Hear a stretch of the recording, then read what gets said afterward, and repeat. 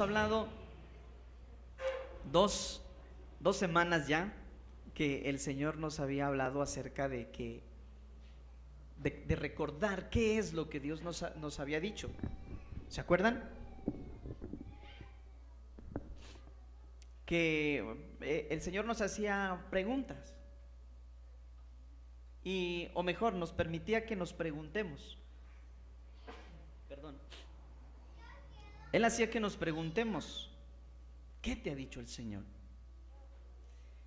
Y yo les sigo preguntando, ¿sí les ha hablado Dios? ¿Sí han escuchado la voz de Dios? ¿Sí tienen en cuenta para qué han sido llamados? Bueno, y hablábamos de todo lo que implicaba o lo que implica hoy en día y cómo era en aquel tiempo cuando había crisis, cuando había dificultades y cómo la iglesia va renaciendo, va saliendo, ¿cierto? Y hoy no es la excepción, seguimos en el mismo proceso de hace años. Dios no ha cambiado y recuerda que Dios es un Dios de procesos y sucesos, ¿es cierto?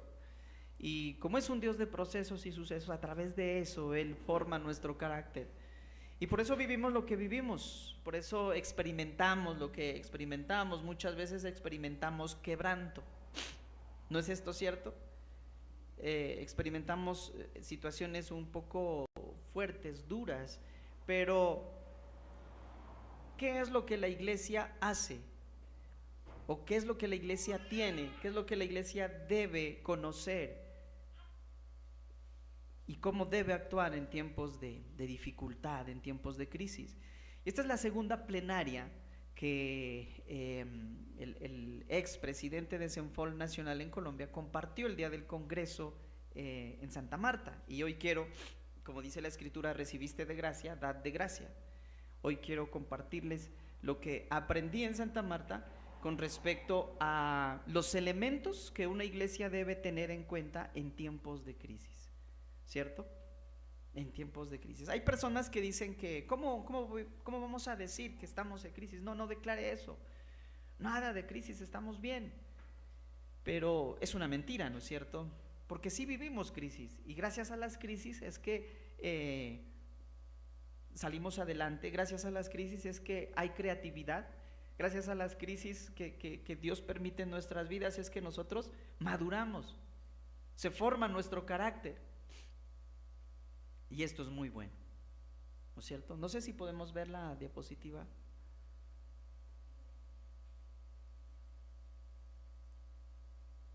O me volteas la pantallita para yo poder guiarme.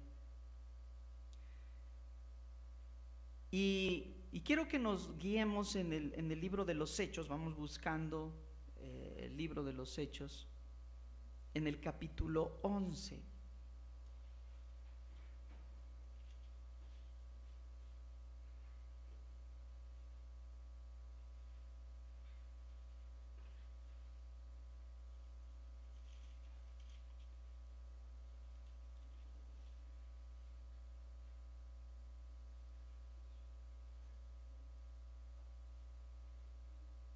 ¿Sí? ¿No se puede? Pero sí ya la estábamos viendo. Bueno, vamos a dar lectura entonces. Capítulo 11 del libro de los Hechos. Oyeron los apóstoles y los hermanos que estaban en Judea, que también los gentiles habían recibido la palabra de Dios.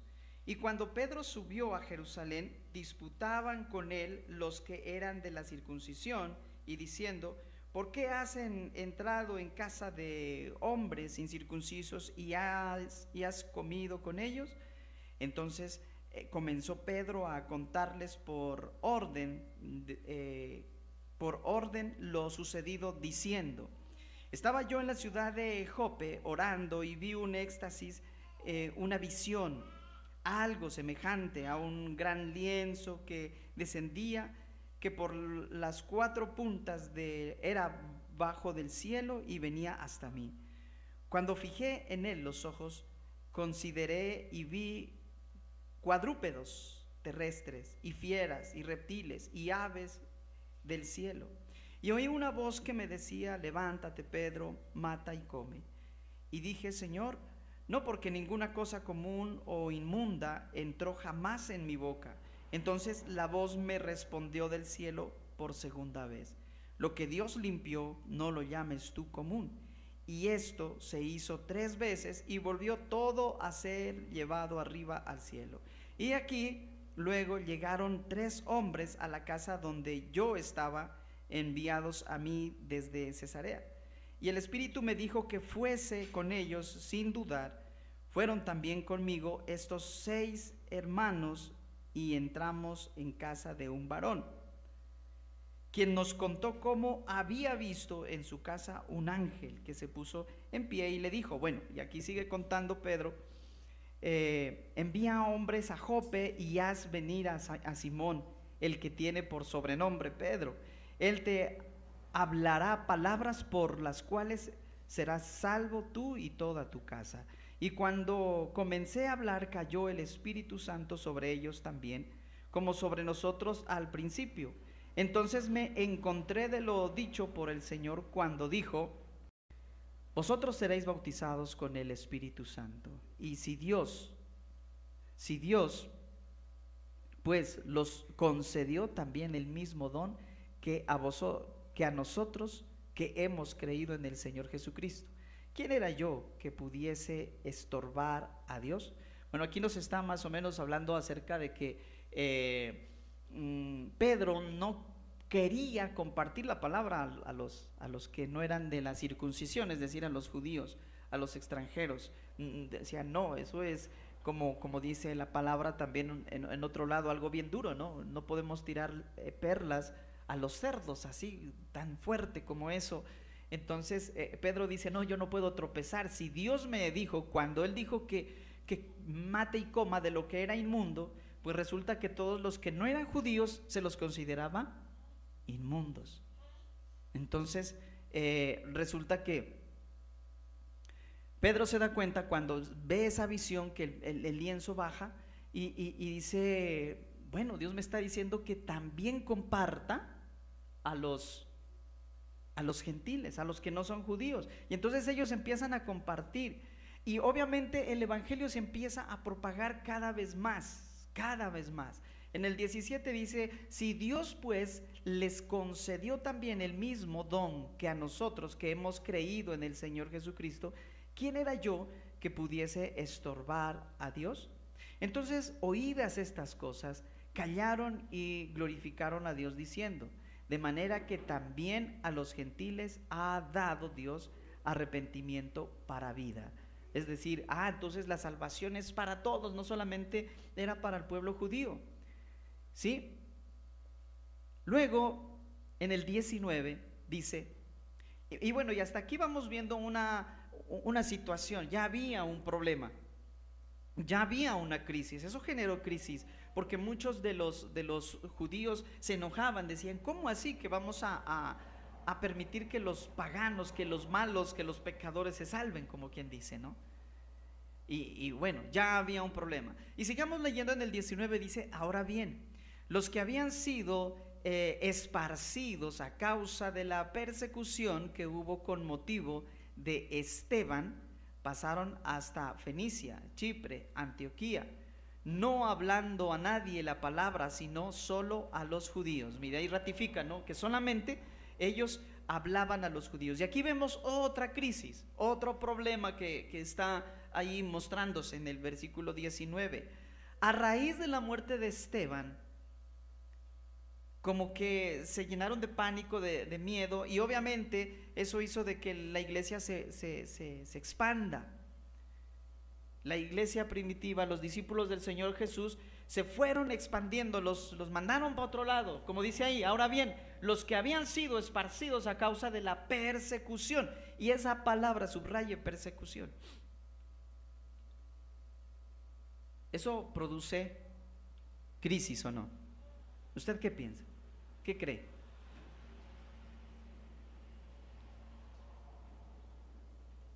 ¿Sí produce crisis?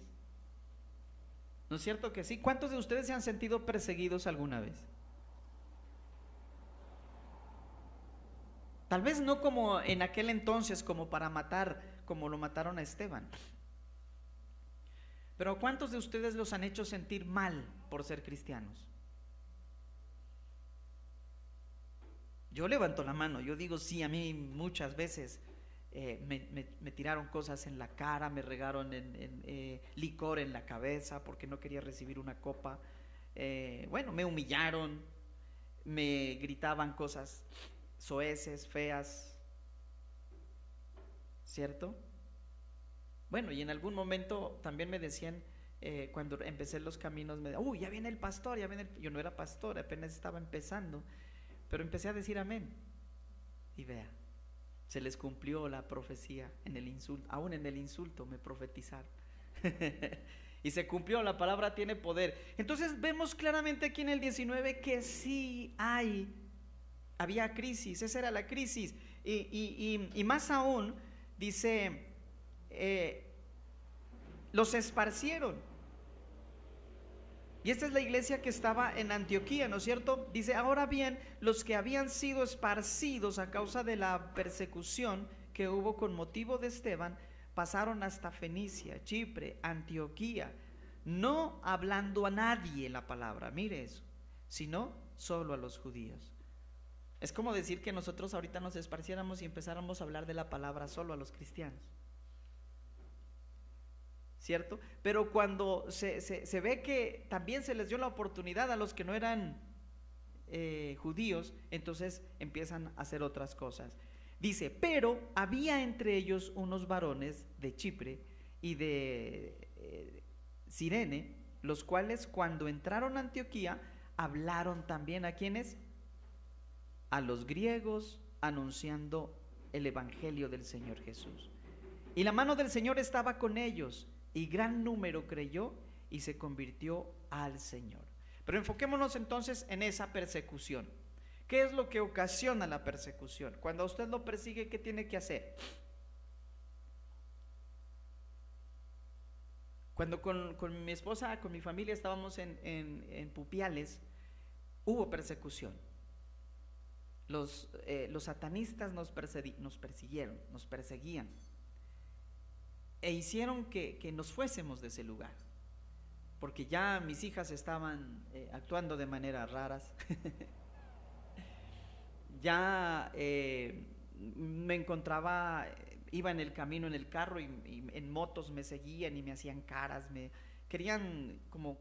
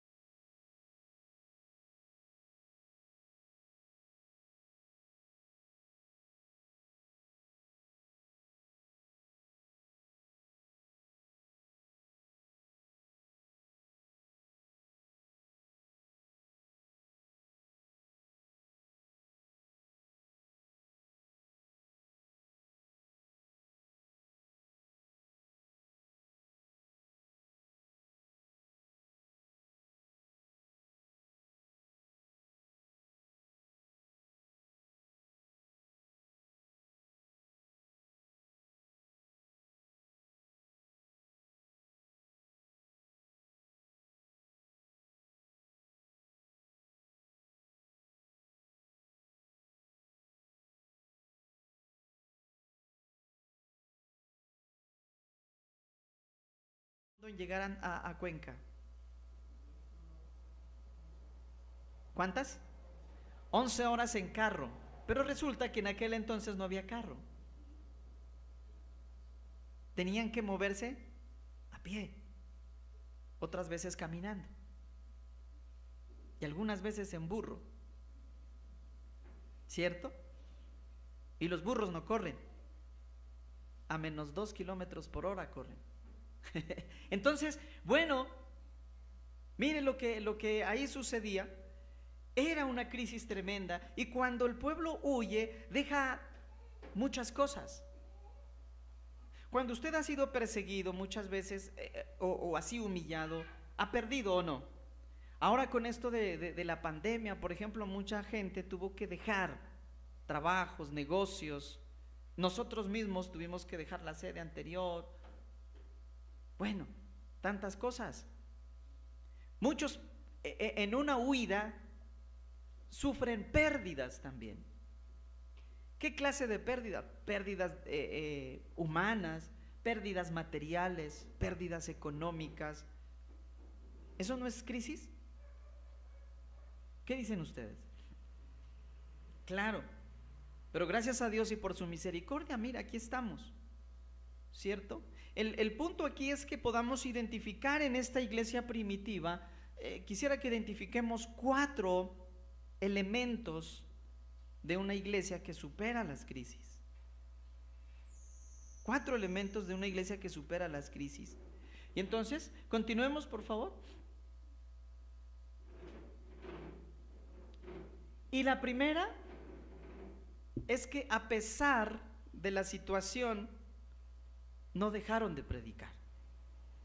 Ahí está la predicación constante. Porque dice, ¿no?, que iban hablando, al principio en el 19 dice, no hablaban de la palabra a los gentiles, solamente a los judíos, pero estaban predicando a los judíos. Y luego unos que no eran judíos también hablaron a los gentiles. Eso me da a entender a mí de que la iglesia primitiva nunca, a pesar de la persecución, a pesar de la crisis, nunca dejó de predicar. La iglesia hoy en día está sufriendo crisis. La pregunta es, ¿usted es iglesia? Levante la mano.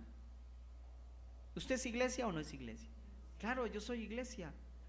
¿Y hago parte de este tiempo de crisis o no? ¿Está predicando? ¿Les está compartiendo del evangelio a alguien? Póngase la mano en el corazón y reflexione. Yo sé que algunos sí, pero sé que la mayoría no lo está haciendo. Y aún contando con el equipo de líderes, no lo está haciendo. Entonces tenemos que tener mucho cuidado. Dice que el primer elemento que la iglesia primitiva tenía era la predicación constante. No importa lo que esté pasando, no importa lo que estemos viviendo, no importa lo que estemos sufriendo, pero ante todo, prediquemos la palabra. Y como dicen por ahí, y si es necesario, hablemos. Es decir, predicar la palabra principalmente con hechos. Con hechos, ¿cierto? Teniéndolo fresco esto, ayer me pasaba algo especial, ¿no? Estuve en una capacitación, o mejor, en una reunión de planeación de la academia en el Valle, en Quito. Y estuve desde el viernes y regresé ayer en la noche. Pero la idea era llegar temprano acá, y resulta que ahí en el terminal nos demoraron, bueno, un poco de cosas. Y la demora sirvió para, Dios tenía un plan, y era que yo conozco a un muchacho que estaba muy necesitado y lo veía que estaba ahí como triste, y entonces teniendo esto fresco dije, no, tengo que predicar. Me le acerco y le digo, está frío, ¿no? Rompí el hielo con el frío. Entonces me dice, uy, sí, pero más frío está mi corazón, dijo. Wow, ¿y eso qué le pasa? ¿Por qué? ¿Por qué dice eso? Entonces dice, no, lo que pasa es que me vine a despedir de mi novia. Terminé con mi novia. Oh, qué pena. ¿Y eso por qué? No, es que ella se va para Cuenca a estudiar y yo también me voy para estudiar para otro lado. Y entonces se tomó a pecho el frío, ¿verdad? Segundito.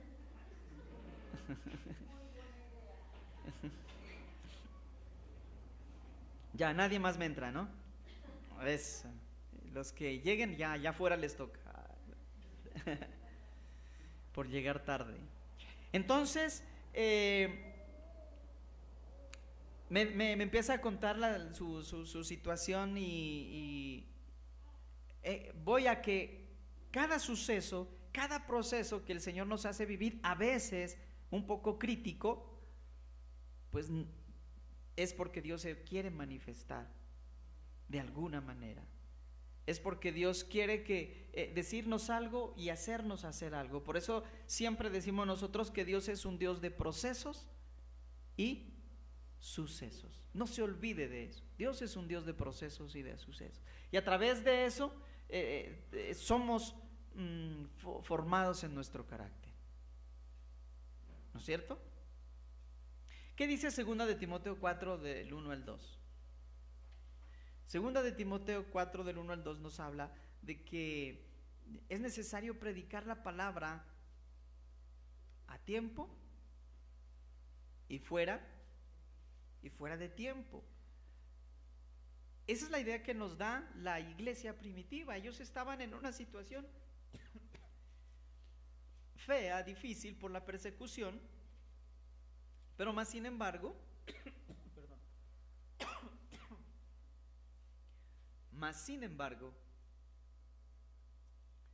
predicaban la palabra. ¿Sí lo encontraron?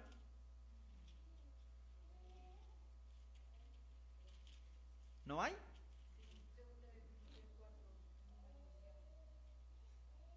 Te encarezco, sí, del 1 al 2. Te encarezco delante de Dios y del Señor Jesucristo, que juzgará a los vivos y a los muertos en su manifestación y en su reino. ¿Qué cosa? Que prediques la palabra, que instes a tiempo y fuera de tiempo. Instar quiere decir repartir, dar, sacar de usted, ¿cierto? De lo que tiene. Entonces, que instes a tiempo y fuera de tiempo, que redarguye, reprende, exhorta con toda paciencia y doctrina. Entonces, lo que vemos ahí es la predicación a tiempo y fuera de tiempo. Entonces, no es solamente que nosotros tenemos que esperar a que haya una jornada evangelística para salir a evangelizar.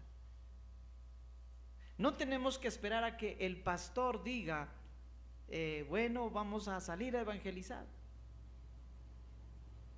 No, por eso el propósito proclamar en la iglesia tiene a cargo el plan Felipe. Y no es solamente, bueno, en primera instancia lo estamos desarrollando los líderes, pero de manera general tiene que hacerlo la iglesia. Es una obligación de la iglesia el predicar la palabra a tiempo y fuera de tiempo. Y por eso es indispensable el discipulado, porque usted en el discipulado aprende, entiende la importancia, el cómo se debe evangelizar. De tal manera que se vuelve un hábito, se vuelve un estilo de vida la predicación, ¿no es cierto? Y de eso se trata, de que se vuelva parte de nosotros, que salga que fluya de una manera tan natural. Qué bueno.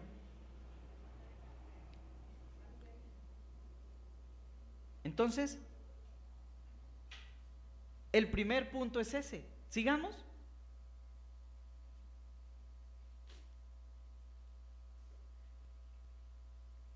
El segundo punto, eran cristocéntricos, no egocéntricos, ni trabajocéntricos.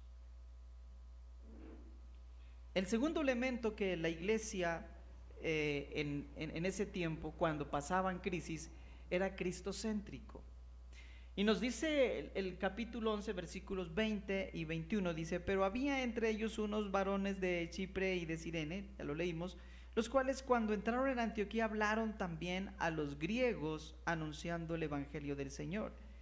Y la mano del Señor estaba con ellos, y eran número, y gran número creyó y se convirtió al Señor, ¿cierto? Entonces eran cristocéntricos, ellos siempre estaban pendientes de hablar del Señor Jesús, no hablar de ellos mismos o de su iglesia o de su comunidad, sino que se enfocaban en hablar de Cristo.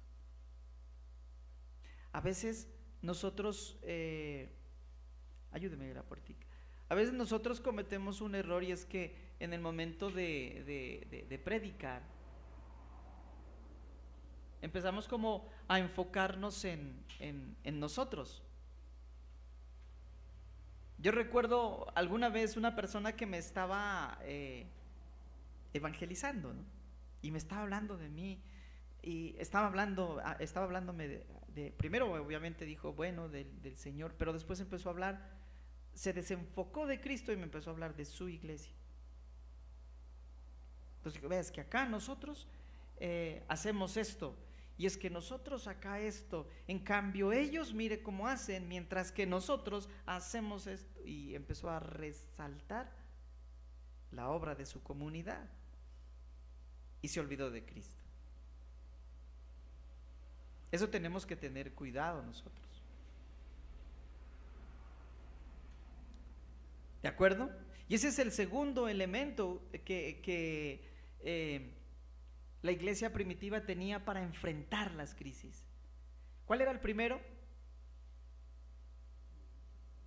La predicación constante. El segundo es que esa predicación sea cristocéntrica,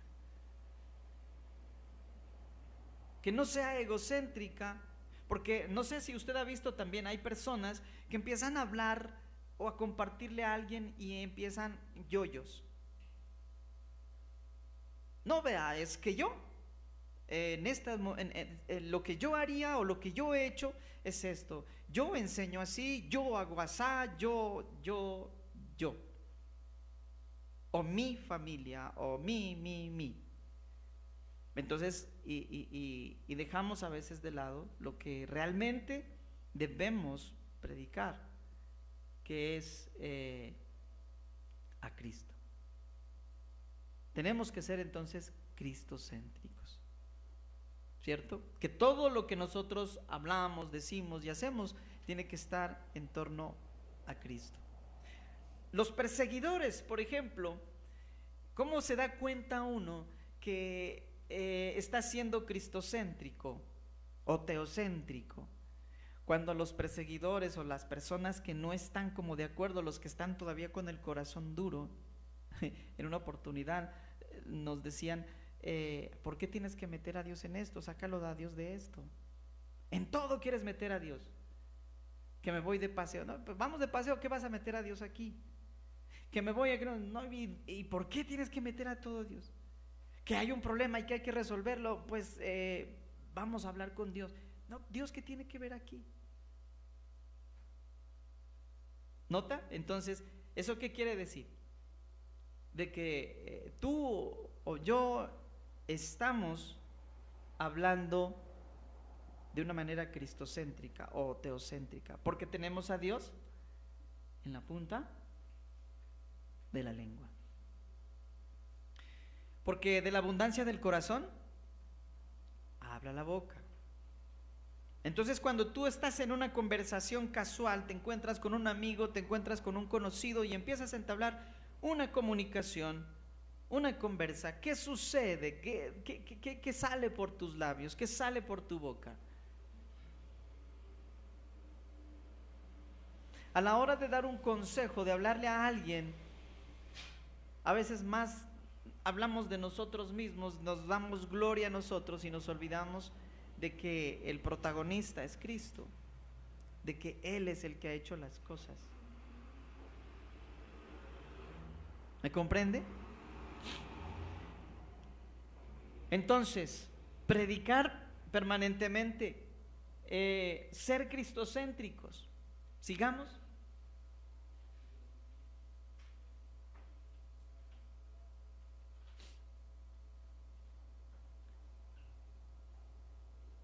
Segunda de Corintios 2, del 1 al 2.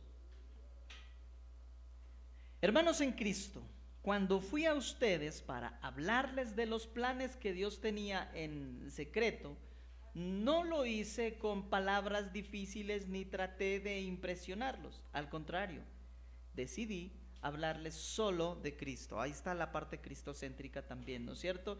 Y principalmente de su muerte en la cruz. Principalmente de su muerte en la cruz. Entonces Pablo no quería impresionar a nadie con discursos adornados y tanta cosa para que digan, cuánto que ha estudiado, o mire pues lo que ha logrado, y el ego por delante, la presunción al máximo, sino que simplemente hablar de lo que el Señor ha hecho en su vida. Pero dele el protagonismo ¿a quién?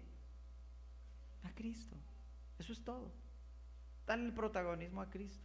No que usted ha logrado, no que usted es el súper. ¿Sí? Sigamos.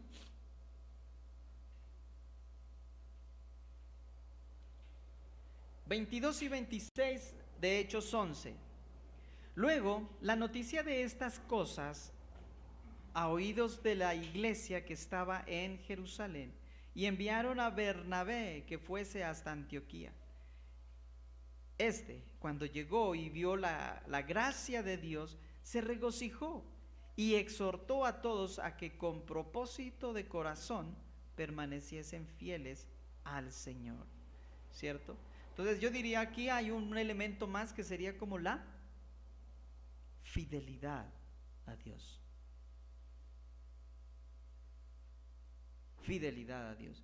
Y es que es como lógico, ¿no es cierto? Es como lógico, es decir, si yo predico la palabra en tiempo de crisis, y lo que predico es cristocéntrico, es a Jesús, eso me hace a mí fiel. Y cuando yo soy fiel con el Señor, y cuando hablamos de fidelidad, no solamente es en venir los domingos, todos los domingos, a congregarme. Cuando hablo de fidelidad es una fidelidad 100%. Por cierto, en las parejas, los jueves estamos hablando de finanzas. Es un tema muy especial y muy bonito. Estamos experimentando cosas bonitas en parejas. Y habíamos aprendido el jueves, por ejemplo, que la mayoría de las iglesias o en la iglesia nos enseñan la responsabilidad con el 10%, o sea, el diezmo, ¿cierto? Y olvidamos el 90%. Pero hablando de que nosotros en tiempos de crisis, más aún una crisis financiera, ¿no es cierto? La fidelidad tiene que ser con el 100%. Es decir, ya sabemos que el 10% es del Señor y el 90% tengo que ser fiel también con el Señor en la buena administración. ¿Cómo lo voy a distribuir? ¿Cómo voy a organizar? ¿En qué voy a gastar? ¿Cuánto voy a ahorrar? No importa, aún la fidelidad hablando económica o materialmente, aún la fidelidad va muy, muy de la mano, no importa la cantidad. Porque usted ha escuchado esta frase, ¿no es cierto? Si me ganara yo la lotería, ¿qué haría? Vea, si yo me gano la lotería, yo construyo la iglesia, le pago las deudas a no sé quién, hago esto y hago lo otro. Y yo le aseguro que usted llega a tener la plata en la mano y se olvida de todo eso. Y no lo hace. Y termina haciendo otras cosas que ni siquiera se le pasaron por la cabeza. Pero, ¿qué mejor decir? No si yo me ganara los millones de dólares, sino ¿cómo puedo manejar los $10 que tengo en este momento? Si yo tuviera los $10, si yo que tengo estos $10, a ver cómo los voy a administrar, en qué voy a gastar, cuánto voy a ahorrar, qué es lo que voy a hacer, cómo los voy a administrar. ¿Me comprende? Entonces todo eso habla de fidelidad. Y ahí vemos permanecer en él. Entonces dice, llegó la noticia de estas cosas a oídos de la iglesia que estaba en Jerusalén, y enviaron a Bernabé que fuese hasta Antioquía a verificar cómo están sucediendo las cosas. Entonces Entonces cuando llegó y vio la gracia de Dios, se regocijó y exhortó a todos a que con propósito de corazón permaneciesen fieles al Señor. Entonces ese es el tercer elemento de una iglesia que estaba atravesando una crisis. Ser fiel, con todo, con el 100%, no solamente con el 10%, sino con el 100%. Porque hay muchas personas que malgastan, mal invierten el 90% que les corresponde. ¿No es cierto? Bueno, y nos dice hasta el 26.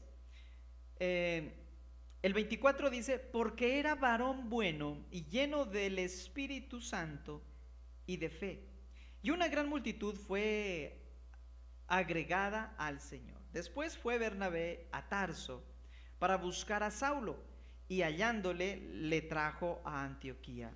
Y se congregaron allí todo un año con la iglesia y enseñaron a mucha gente. Y a los discípulos se les llamó aquí cristianos por primera vez en Antioquía, ¿cierto? Y esto me hace hablar a mí de identidad. La identidad. Cuando usted es fiel al Señor, adquiere identidad. Obviamente cuando es fiel en todo, ¿no? Y por eso es que nos ponen sobrenombres. Porque cuando no somos fieles el 100% en el Señor, entonces sí nos dicen crispetos, panderetos, aleluyas. ¿Por qué? Porque ven los malos testimonios en algunos y no ven la integridad. Y usted dice, no, yo soy cristiano, pero lo ven mal parqueado por ahí. Vea, el cristiano. Ahí está. Y hay calificativos, ¿no? Hasta chistosos algunos. El cristiano bombero. ¿Cuál es el cristiano bombero, por ejemplo? Ahí sí, Oscar, está. Dijeron bomberos, bomberos. ¿Dónde hay que apagar? ¿Qué hay que hacer? Entonces, el cristiano bombero es el que cuando hay urgencia, cuando suena la alarma, ahí va, ¿cierto? Hay el cristiano torero. ¿Cuál es el cristiano torero? No, ese no es el cristiano torero. ¿Cuándo hay toreo? Es por temporada. El cristiano torero es el que por temporada, cada 3, cada 6, cada año. Entonces en Navidad por ahí aparecen, ¿cierto? Semana Santa, ahí aparecen, ¿sí? Porque es temporada simplemente, como los mangos. Hay el cristiano ratero. Qué feo, ¿no? El cristiano ratero es el que a raticos, de rato en rato. Ese es el cristiano ratero. Y yo digo el peor de todos, el cristiano diésel. Dice él que es cristiano. Ese es el cristiano diésel. Dice él que es cristiano, más quién sabe, ¿no es cierto? Solo él sabrá. Entonces hay calificativos, pero cuando usted en tiempo de crisis predica permanentemente la palabra con acciones y con su voz, en todo lo que piensa, siente y hace, si usted es de los que en todo tiempo, a tiempo y fuera de tiempo, está predicando la palabra, es cristocéntrico en la predicación y es fiel a él, entonces, ¿cuál sería su calificativo?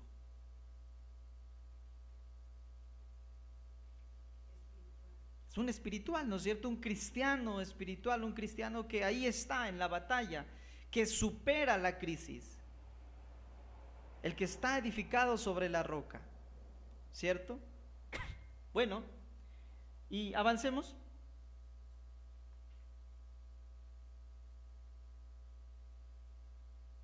Dice, trabajaron el discipulado. El cristiano que es fiel y que tiene identidad, pues obedece lo que el Espíritu Santo le manda. Escucha al Espíritu Santo.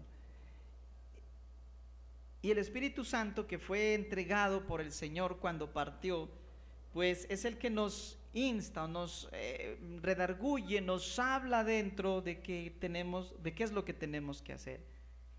¿Cuál es nuestra naturaleza aquí en la tierra? ¿Qué es lo que tenemos que hacer? ¿Qué dijo el Señor Jesús que hiciéramos? Hacer discípulos. La identidad por nuestra fidelidad la tenemos que multiplicar. Es decir, entregar identidad a otros. Porque muchos, si usted se da cuenta, solamente en su familia, en su rol de amigos, mire a su alrededor en su rol de amigos y usted se va a dar cuenta de que les falta identidad a sus compañeros. No saben quiénes son. No sé si ustedes se acuerdan una película que hay de Vencedor, se llama. Un entrenador, supuestamente ya cristiano, y va a buscar a un señor y se entra por error ahí y encuentra a un señor que está ciego. Y entonces el señor ciego le pregunta, ¿y quién eres? Y entonces dice, soy el entrenador tal. No, yo no te pregunté qué haces, no pregunté tu profesión, sino quién eres. Entonces dice, soy Pepito. No, yo no te pregunté cómo te llamas, te pregunté quién eres. Ya. Bueno, y dijo una cantidad de cosas, al final dijo, soy cristiano. Ah, pero ¿por qué lo dices de último? ¿Por qué dejaste para último tu identidad realmente? Cuando uno está en lo correcto y le preguntan a usted quién es, yo soy un hijo de Dios y mi nombre es tal. Tremendo, ¿no? Yo soy un hijo de Dios y mi nombre es tal. Entonces, el resultado del discipulado es dar identidad a otros. Y cuando usted da identidad a otro, el otro dice, yo soy un hijo de Dios y mi nombre es tal. Y hace lo mismo. Multiplica. Qué interesante, ¿no es cierto? Entonces, trabajaron el discipulado, la iglesia en aquel entonces, cuando estaban pasando crisis. De aquí en adelante, ¿cuál va a ser nuestro lenguaje? Estamos pasando situaciones un poco complicadas y usted, no sé qué hacer, estoy en esto. Bueno, disipule y disipúlese. ¿Qué le parece esa respuesta? Interesante, ¿no? Porque cuando usted busca y hace las cosas, se involucra en los negocios de mi Padre, el Padre se va a glorificar en sus cosas y en sus necesidades. A veces nos falta ese granito de mostaza, de fe, para creer que Dios puede hacerse cargo de nuestras necesidades cuando nosotros aportamos con un granito de arena en la obra. El compromiso y esto. Bueno, avancemos. Uno más. Los versículos del 27 al 30 nos dice: en aquellos días unos profetas descendieron de Jerusalén a Antioquía, y levantándose uno de ellos llamó a Agabo,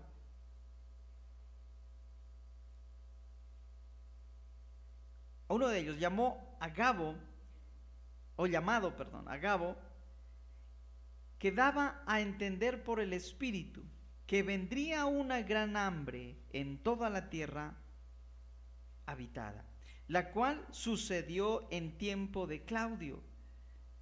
O sea, un profeta real, ¿no? Porque si sucedió, se cumplió la profecía, era un profeta real. Entonces los discípulos, cada uno conforme a lo que tenía, determinaron enviar socorro a los hermanos que habitaban en Judea. Lo cual, en efecto, hicieron. Eso es lo que hicieron, enviando a los ancianos por medio de Bernabé y de Saulo. Entonces vemos otro elemento, el último elemento. ¿Cuál es? ¿Cómo lo descubriría usted ahí?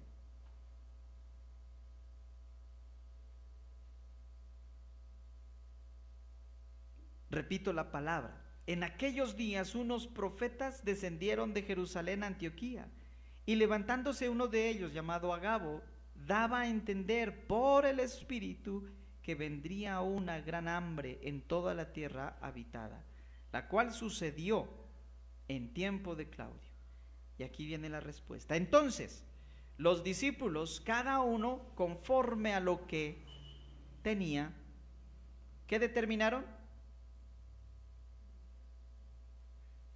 ¿Qué determinaron? ¿Sí me están siguiendo en la lectura?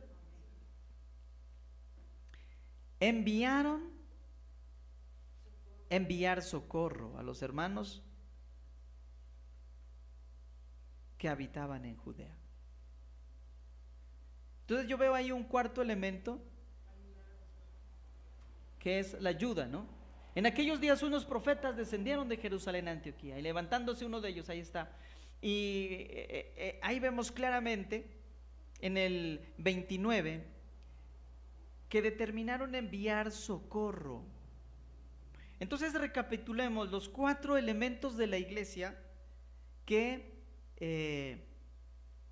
superan los tiempos de crisis. ¿Qué es lo que hicieron?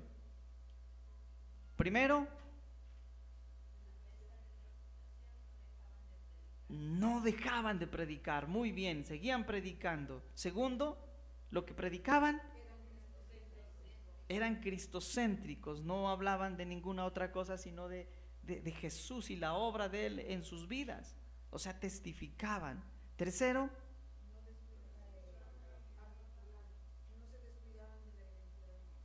no se descuidaban de la identidad en Cristo. ¿Por acá hablaron de otra cosa? Trabajaban el discipulado, ¿no es cierto? Porque eran fieles al Señor. Eran fieles al Señor. Y cuarto,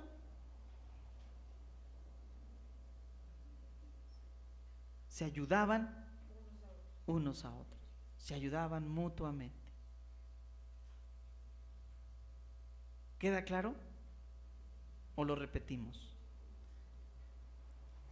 Evangelizar, hablar, predicar la palabra. No dejaban de predicar, a tiempo, fuera de tiempo. Segundo, eran cristocéntricos, hablaban, lo que predicaban era a Jesús, no a la iglesia, no a sus cosas, sino a Cristo. Tercero, trabajaban el discipulado porque eran fieles a Cristo, eran fieles el 100% a Él, al Señor, permanecían en Él. Y el permanecer en Él nos lleva a discipular, a enseñar de Él. Y cuarto, ayudarse unos a otros. Qué bueno que nosotros tengamos en cuenta estos elementos. Y cada vez que estemos en dificultades, en crisis, los pongamos en práctica. ¿Qué les parece si nos ponemos de pie y le oramos al Señor?